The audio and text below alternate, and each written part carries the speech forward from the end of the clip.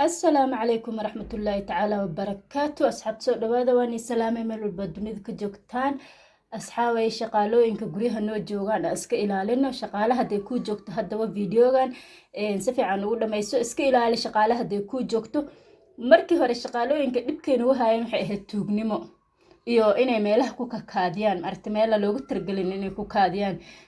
haday rabaan inay kaadi baldi ku soo shubaan aragti sinkiga weelasha lagu dhaqo ku shubaan tuubada lagu weysaysto hoosteeda ay ku kaadiyaan hadda laakiin way maxaan ku dhahay cilmigay sii kordhisteen sixirolooyin bay noqdeen sixir bay xafadii u isticmaalayaan sixir iyo sun ay hadda sheekada maraysaa waa aragteen videoga TikTok la soo galiyay naagtaas gabadha waxay u sixirtay reasonka ay u sixirtay waxa waaye inay gurigaas ayada waxay rabto ka sameeyso siday rabtana ay u dhaqanto oo xilligay rabtana ay soo gasho waxay rabtana ay qaadato because qof naagta gaasha markay ka baxayso laasim waa ina iska ilaalisid oo iska fiirisid أنا مد إيجوكت مالين لحداس waxaan arkay ugu yaraan 3 kiilo oo sokor ah ayadoo bac ku shubatay oo sii qaadanayso of course waan ku arkay waana ka qabtay waana kariday waana ka cishtay sokortaydi soo markaan naagtan gaasha ah xilligay bixayso gabadhan reasonka u sixirto waxa waaye markay bixayso inay wax walba iska qaadato oo aqli ahaanba ay dareeminbo xitaa dahab ha ahaado lacag ha ahaato wax walba oo value leh oo qiimo leh inay guriga iska qaadato saasayna sheegtay sababtii u sixirtay waxay ahayd inay wixii guriga seela ayda qaadato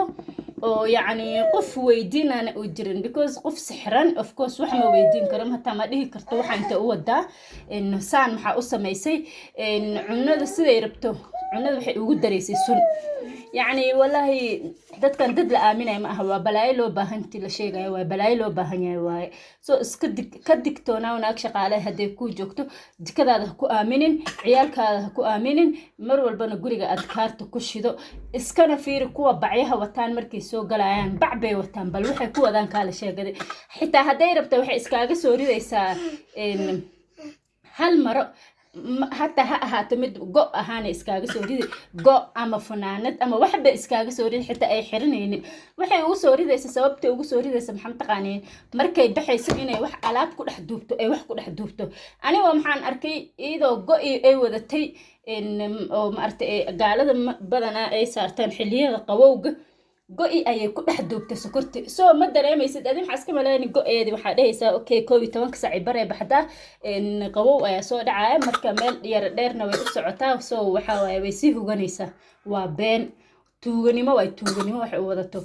halahaasna hadda waxa way digniin iska jira naagahan way noo soo dhigteen anigana ma aragtay aan digniin fara badan sameeyno indha dheerna aan u lahaano iska ilaalina sidaas kaaga ilaalin karna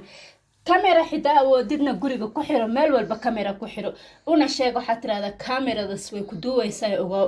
adigoo wax qaldan sameynayso kameradaas aan ka arkaa ani xitaa guriga dan ka maqan kameradaas aan ka arkaa kamerada iyo telefoonkana isku xiriirso marka insha Allah iska jira gaaladan dadka way u soo dhigteen walaa nafteena inay nacunaan ayaan ka baqaynaa hadda iska ilaaliya